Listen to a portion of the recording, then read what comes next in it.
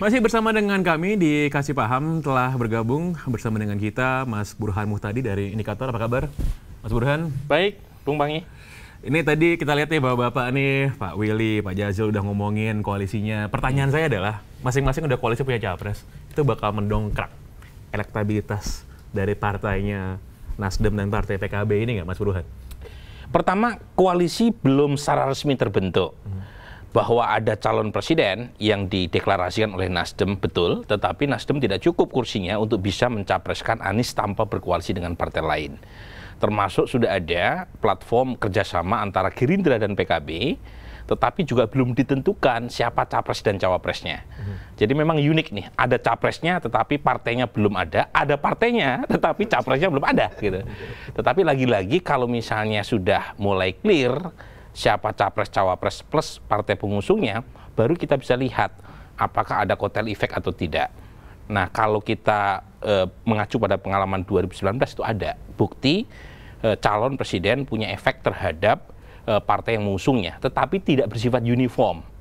Jadi dalam kasus 2019, Pak Jokowi diusung oleh banyak partai, kotel efek yang positif dinikmati oleh 3 partai pengusungnya, yaitu PD Perjuangan, Nasdem, dan PKB. Sementara kotel efek yang negatif justru dialami oleh P3. Jadi P3 mendukung Pak Jokowi di tempat di mana Pak Jokowi suaranya tinggi, di situ P3 suaranya rendah, atau sebaliknya. Artinya kotel efeknya negatif. Tapi ada juga yang tidak ada korelasinya, misalnya Golkar dan seterusnya.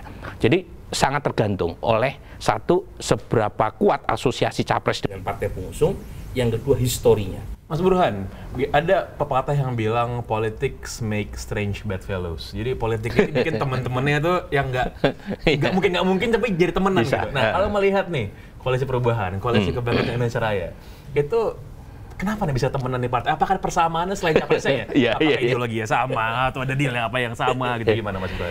Nah, dalam konteks di Indonesia, hal itu makin terbuka kemungkinannya karena partai kita tidak bersifat ideologis. Jadi dari sekian banyak dimensi ideologis, cuma satu ideologis yang membedakan satu dengan partai yang lain, yaitu unsur agama versus nasionalis. Di luar itu sama saja. Nah, itu yang membuat partai-partai itu bisa bergerak kanan kiri. Ya, sangat tergantung oleh kesepakatan yang bersifat temporer dan kesepakatan yang menguntungkan masing-masing partai. Misalnya dalam hal ini adalah capres-cawapres. Nah, dalam kasus sekarang untuk 2024 kan udah terdeteksi itu ya. Misalnya ya, karena ini ada PKB, ada Nasdem.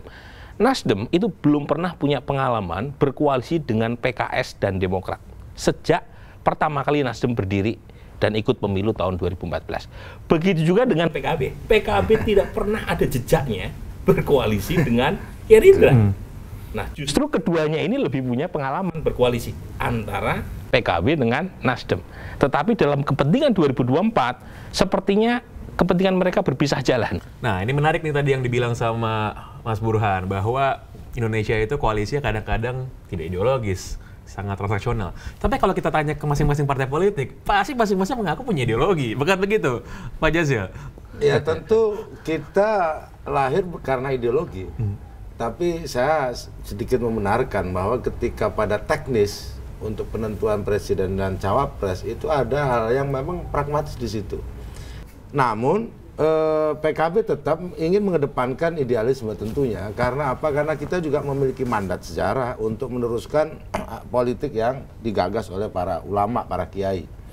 Nah, cuman ketika kita pada posisi untuk menentukan pilihan, nah di situ kadang-kadang ideologi ya dipantas-pantaskan lah kira-kira begitu.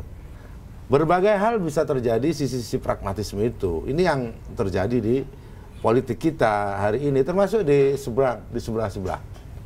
Nah, dari situlah saya menilai kenapa yang Pak Burhan tadi katakan ini aneh-aneh semua ini partai ini. Ada yang sudah deklarasi capres nggak cukup partainya, ada yang cukup nggak deklarasi.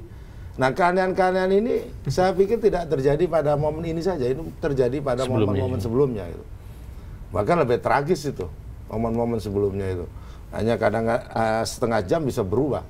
Nah, perubahan itu bukan karena ideologis. Karena pragmatisme dari partai-partai yang ada, utamanya pada soal kemenangan, soal kotel efek. Karena tidak mudah membawa partai ini untuk selamat. Kalau kita salah, elektoral jatuh, bisa nggak selamat. Misalkan sekarang nih ya, suka digembor-gemborkan soal Nasdem. Nah kalau ternyata salah, bisa nggak selamat tuh.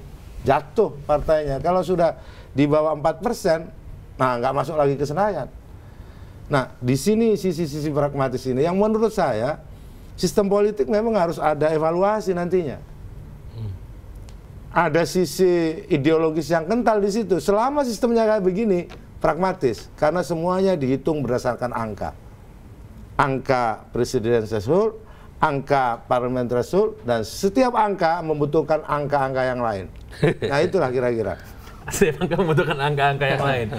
Pak Willy, tadi disinggung nih oleh Pak Jazil Nasdem, apakah setelah mendeklarasikan capres atau juga partai koalisi, apakah berpengaruh positif atau negatif? Dan yang kedua pertanyaannya, apakah koalisi ini koalisi pragmatis seperti kata Pak Jazil tadi atau koalisi idealis? Karena kan namanya koalisi perubahan nih. Ada yang berubah nggak dari situ Pak Willy?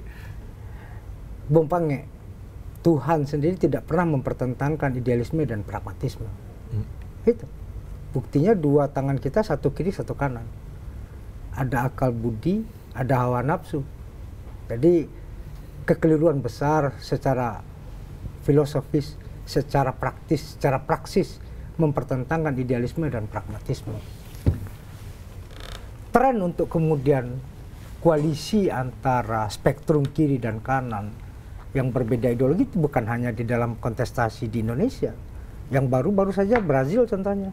Lula da Silva itu menang 10 tahun yang kemarin itu ketika dia Partido Trabalhadores itu, PT itu partai yang sangat progresif, harus beraliansi, harus berkoalisi dengan partai yang sangat konservatif, partai Yahudi. Jadi sebuah keniscayaan bahwasanya tadi ada jebakan-jebakan Batman, bukan jebakan kuantitatif angka. Nah, bahwasanya ada sebuah sistem yang harus kita koreksi, ya kita bersepakat kemudian ini di pemilu kali ini tidak ada revisi undang-undang pemilu. Maka kemudian satu, berkoalisi adalah sebuah keharusan. Ini yang kemudian ya suka, nggak senang, siapa stok yang ada. Itu yang kemudian harus dilihat. Nah, yang kedua, kita hidup dalam tren yang menjadi perekat itu bukan hanya P2P, bukan relasi negosiasi partai ke partai. Tapi selalu yang menjadi magnet utama adalah figuritas. Itu yang kemudian membuat relasi kepartaian menjadi lebih longgar. Yang kedua, sebenarnya nggak ahistoris ya. Bahwasanya di Pilpres ahistoris bisa saja. Tapi Bung Burhan mungkin masih ingat proses kerjasama ini ada di dalam pilkada. Iya kan? Dalam arena-arena, ranah-ranah kecil itu terjadi. Dan sekali lagi, dalam kontestasi Pilpres benar. Ya mungkin Nasdem baru 2 kali ikut Pilpres dan dua-duanya dukung Pak Jokowi gitu kan. Nah, tapi kalau dalam konteks pilkada, siapa sih yang nggak bisa ketemu dengan siapa? Cek aja. Maka kemudian ketika ada partai yang bilang kami nggak bisa kerjasama dengan partai ini dan itu, itu kumur-kumur aja itu. Itu orang itu, kan? Ya saya nggak tahu, konfirmasi aja Pak.